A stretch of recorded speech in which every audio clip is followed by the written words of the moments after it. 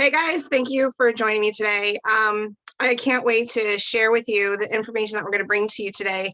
I really don't think it's any of a coincidence. I didn't meet Josh until 2 weeks ago. However, in this last month, I've come across Josh twice within a 2 week span in the month of March. And then I just happened to sit next to him at the last networking meeting we attended, and he was the guest speaker. And the things he was talking about was just I couldn't believe it. I couldn't believe what was coming out of his mouth and what he was saying, that he was helping people across the nation, also with his friend David. So I'm really excited to introduce Josh and David to you today. But before we get started, I just wanted to let you know, if you're interested in building legacy wealth with a tax-free retirement with death and living benefits, click the link in the description below. Set up an appointment with me to learn more. For our business owners, we helped our business owners save at least 40% in benefits, and we help tether top talent. We can help employee retention because we help provide employers' needs with that addresses employees' wants. So click the link to learn more. Okay, Josh, I'm really excited to meet you, and thank you so much for taking some extra time at that networking meeting to sit and talk with me. I know you're a busy man. You're running for Congress. As you can see, in the background, you have some of your campaign stuff going on. Would you briefly share with us the things that you were talking about in that meeting? Because honestly, I didn't want your time to run out. I was like, and keep going. Well, some of the stuff that I know, like I said, David and I talked about, we were joking around just the other day, that it leaves people sometimes speechless. When they learn what their rights are, and they learn what their constitutional rights are, what it actually says and what it actually means. It really does leave people speechless. David just did a video, excuse me, the other day, and when he was saying stuff and pointing things out in the Constitution and the various constitutions around the state constitutions around the country, it literally, they just sat there kind of speechless, because when you see it in front of you and it's real, and you're like, why is this not happening? Well, it's not happening because we're not holding our servants accountable. And everything's been reversed over the years. They work for us, not the other way around. They seem to think that they tell us what to do. That's not the case. We tell them what to do. It certainly seemed like it was the case during COVID. I mean, all the lockdowns, all the draconian lockdowns, couldn't do anything, couldn't go anywhere. I was like, how are people supposed to pay their bills? I mean, they're still going to demand money even if they are letting us get by without paying now. Eventually it's going to come around where you got to have to pay. And then what are you going to do with no job?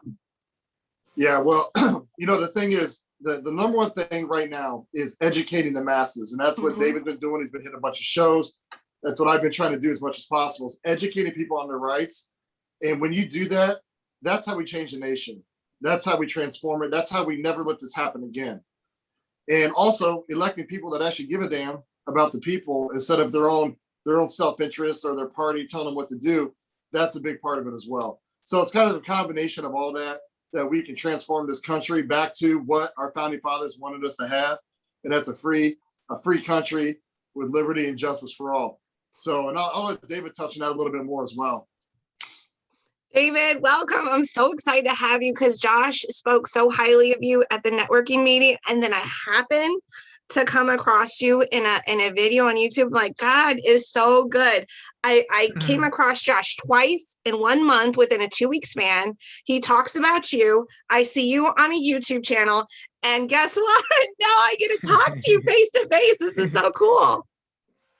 Hey, I'm happy to be here. I'm thankful for you even giving us the opportunity to have this discussion, because the only way that we really get justice and we get this nation to get back on track is if the people know the truth. And this is why the bar attorneys and bad actors in our nation has spent so much time hijacking public education, hijacking law schools, and even hijacking the knowledge from the people. And so we're in a great time right now, but if we don't get amazing soldiers for truth, like yourself, that will actually allow this to be put out there, then evil will win.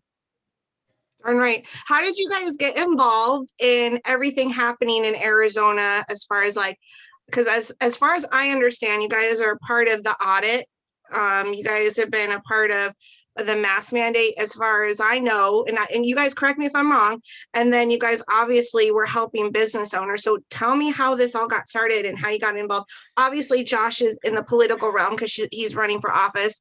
And I'm so glad to finally find a godly person, a godly man who's brave, because I don't know if you guys know who Charlie Kirk is, but I saw a video just last week and he was like, the men in our country are cowards. They don't have the courage. And it's scary. What you guys are going up against is scary. I can be, God gave me the platform of a mic since I was a little kid. And I've used that as much as I can for his glory and to help others. But you guys are out there, especially you, Josh. I mean, running for office, you're going to be hit with a lot of arrows, so to speak. So tell me, how did you guys get involved with all of this stuff? Can I tell you the quick version? Sure. So it's crazy because Josh and I met at a meeting with Senator Farnsworth, who was dealing with issues with children being lost by CPS in Arizona. They're taking children, then they lose them, and then after 6 months, they kind of wipe them off the record, and they end up in places they shouldn't be or dead. And big issue in Arizona. Oh my gosh. Super big issue. And this company that's losing the kids make $1 billion a year off of taking kids. So they have a financial incentive, and it's bad.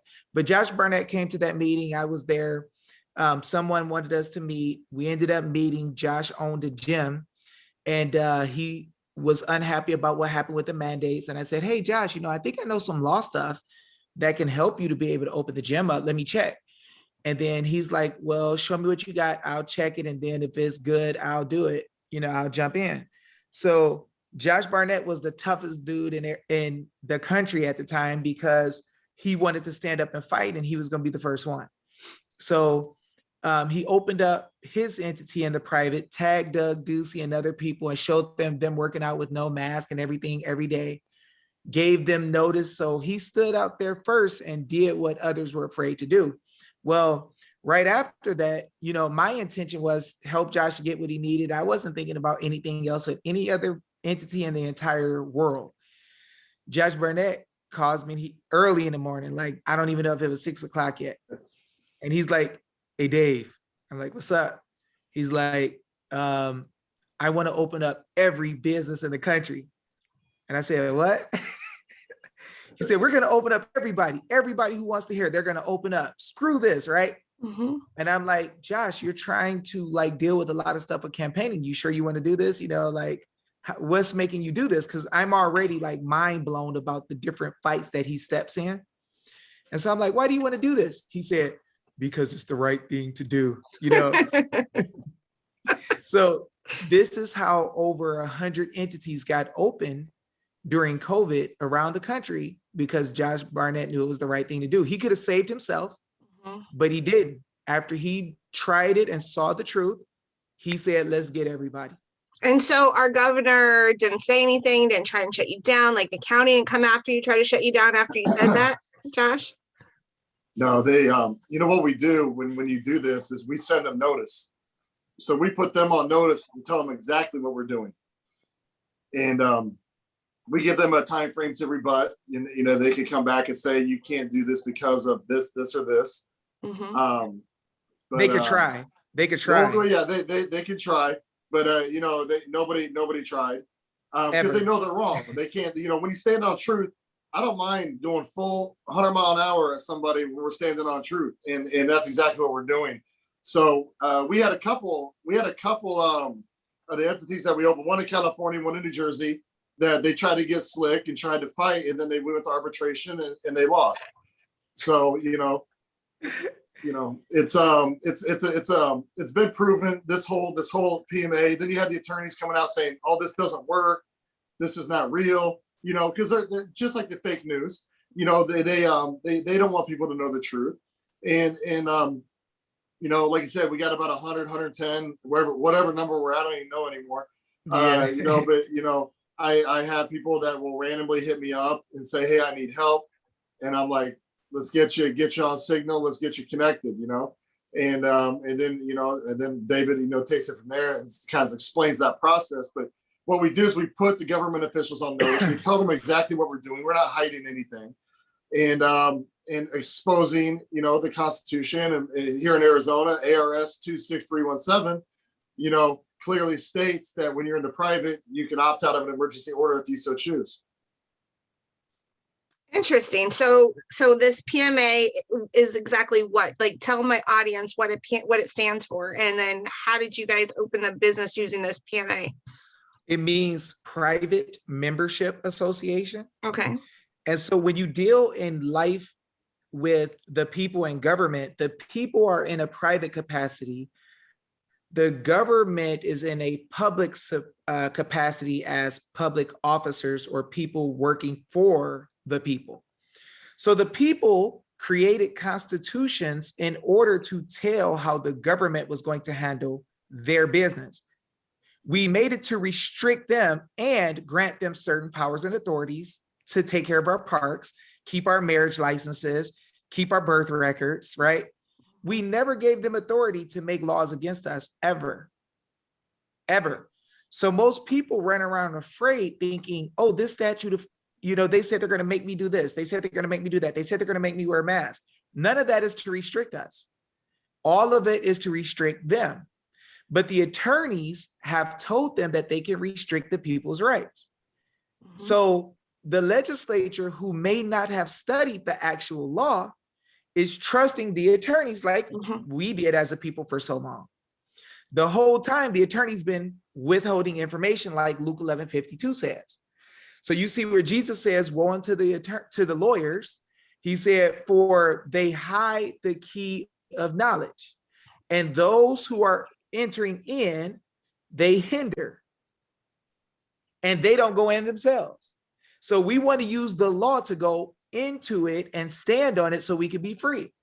They try to hide it because if they ever let people see it, we would know that they were misusing the people.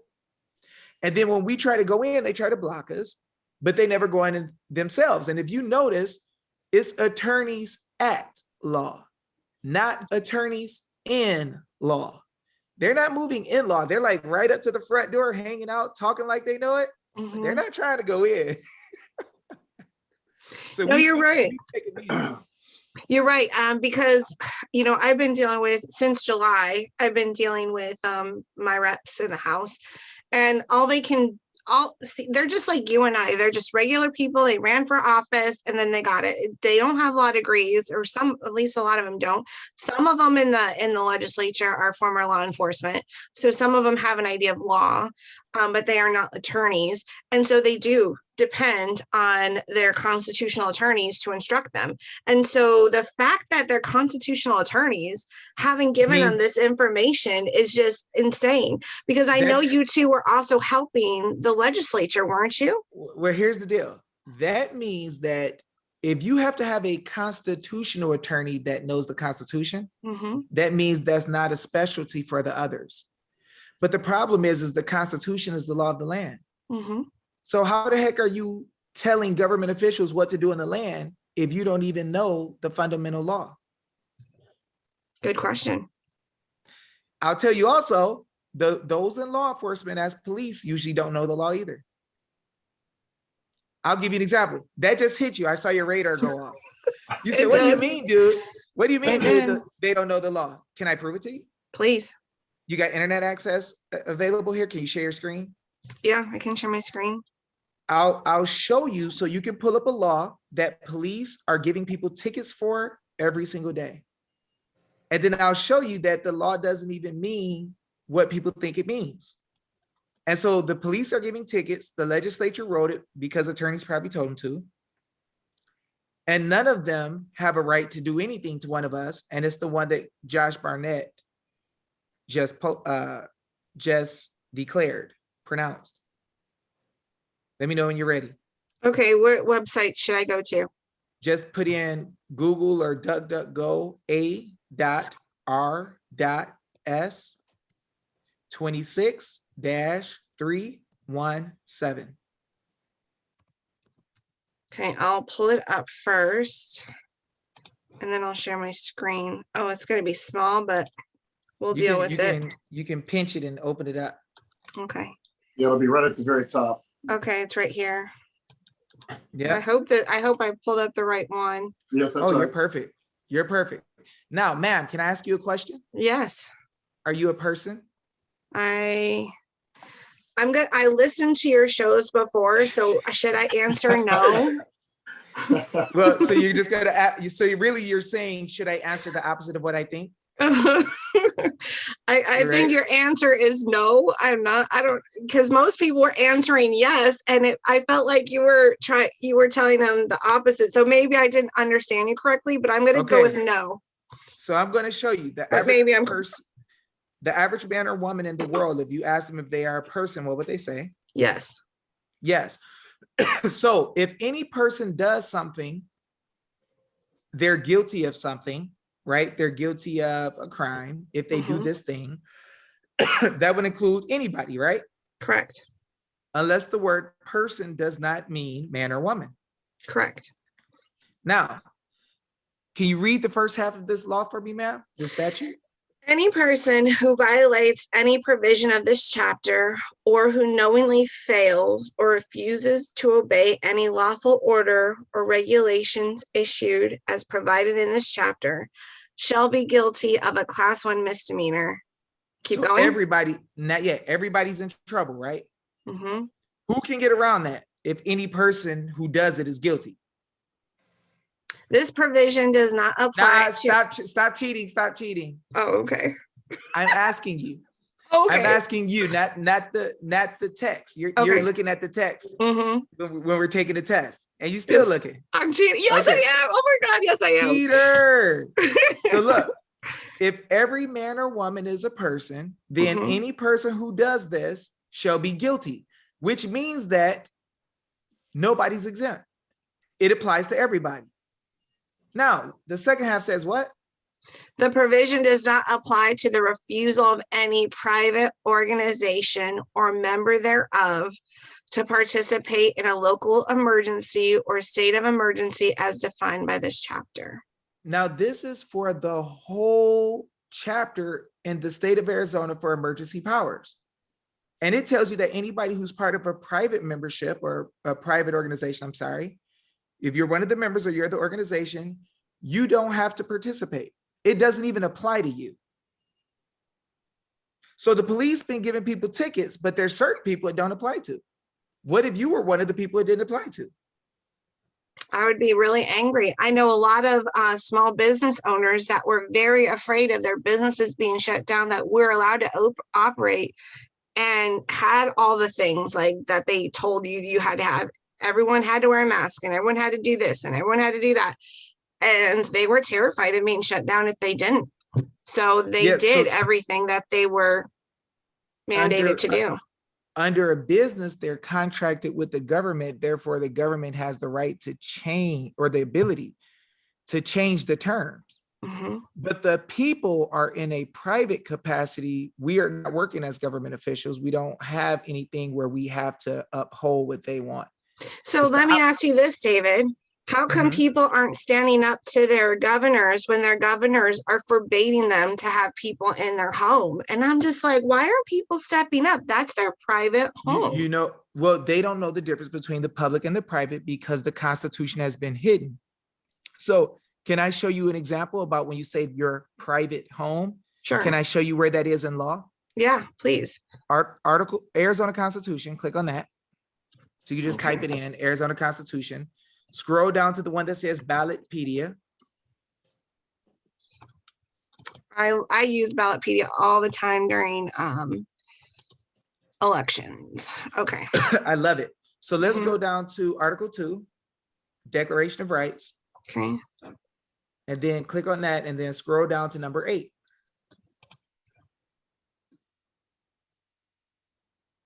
So can they tell us what we can do in our private affairs at home or at church or anything like that? Shall I read this? Yes, ma'am. No person shall be disturbed in his private affairs or his home invaded without authority of the law. And Pretty that's simple also English, in the right? United States Constitution that forbids law enforcement for just coming in without a warrant. And Yeah, yet so people were succumbing to this and listening to these governors because they were afraid that their homes were going to be invaded. But you know what I would have told them? Try it. Let them come in your home. You have them by the cojones at that point.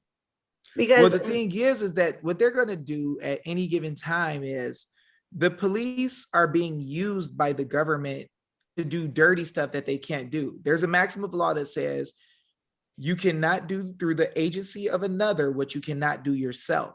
So if somebody can't walk into your house and just, snatch you up or your kid for not wearing a mask or something like that, or having a party, hanging out together, if somebody can't do that without a warrant in the first place, then what we got to understand is that the police are being lied to about the law and they have no idea. And it's because the attorneys in the legal departments are letting them get away with it. The stuff the board of supervisors doing in Arizona is because the attorneys on one end are telling them the dirty stuff to do. You see? So when the legislature is fighting to figure out how to stop these things and they can't figure out the information, is because an attorney is not giving them good information. So Josh, this is the law that you cited to the governor. This one right here that I read earlier. Yes. More than one. Yeah, that's Constitution one of them. Yeah, when you were speaking and you're like saying all this stuff, I wanted to like stand up and like clap for you. Bravo, because I was really upset when no one stood with Mountainside Fitness when they were being shut down. And I'm like, how come none of the small business owners are rallying around this man? He's the only one at that time that was like brave enough to stand up and say something to them.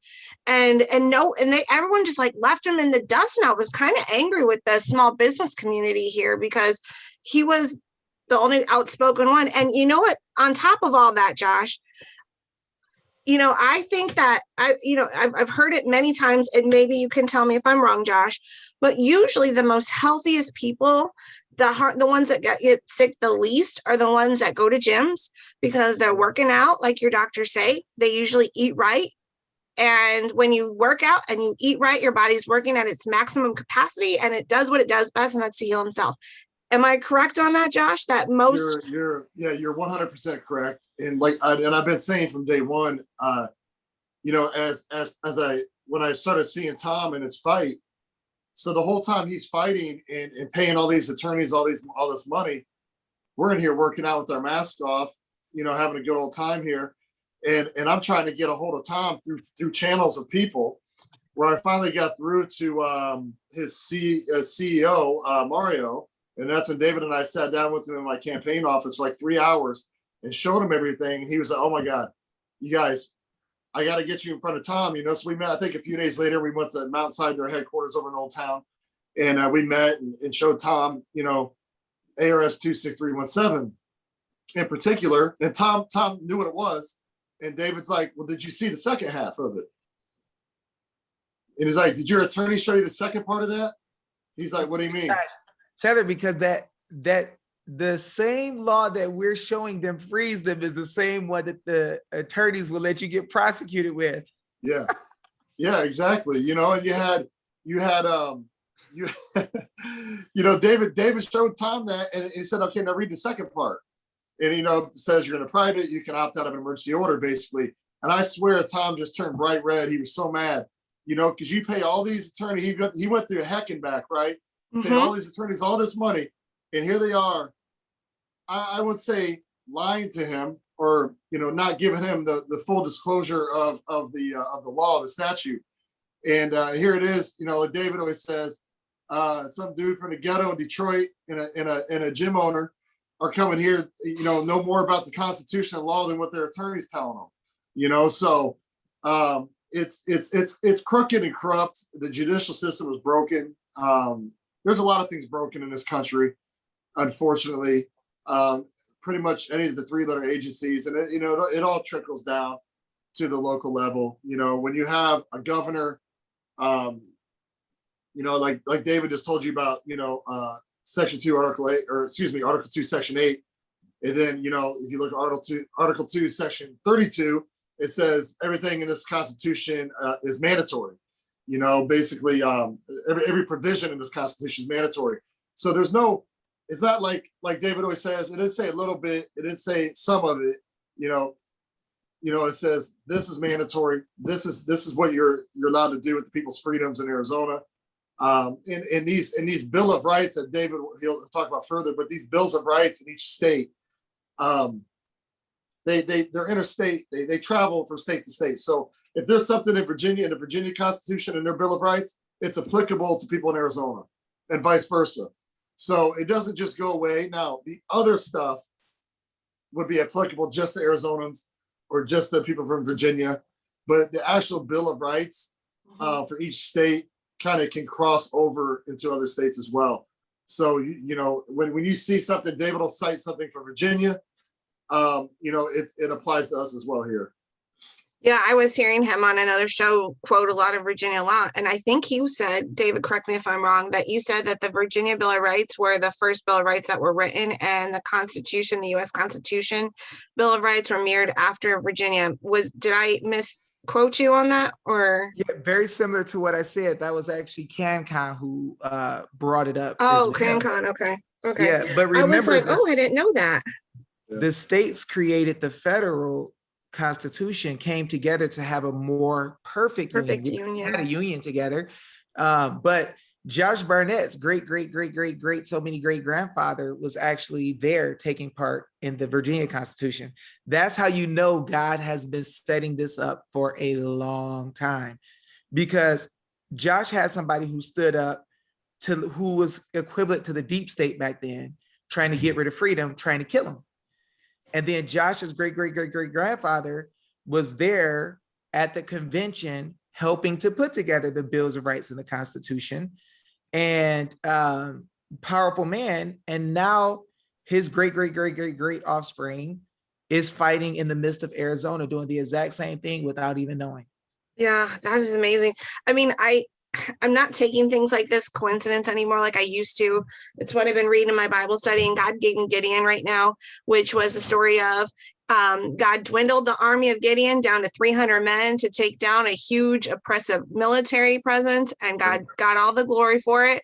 And it just is like every time we go further in that Bible study, I'm like, oh, wow, this is kind of happening now. Like, I don't take meeting Josh as a coincidence. When I ran into, well, he doesn't know I was there at the We the People rally, but I heard him, and he knows that I heard him because I told him, I just heard you 2 weeks ago. Like, I don't take that as a coincidence. Like, God wanted me to meet Josh for whatever reason. Maybe it's for him to get in front of my audience. I don't know. I'm just going where God leads me, and God led me to Josh, and which also led me to you, David. And I'm just like, okay, God, here am I, send me however you want to do it. And so God's taking the 300, and he's doing big things in Arizona, which is going and starting to spread across the nation. And I'm really excited that God is using our people here in Arizona to do really big things.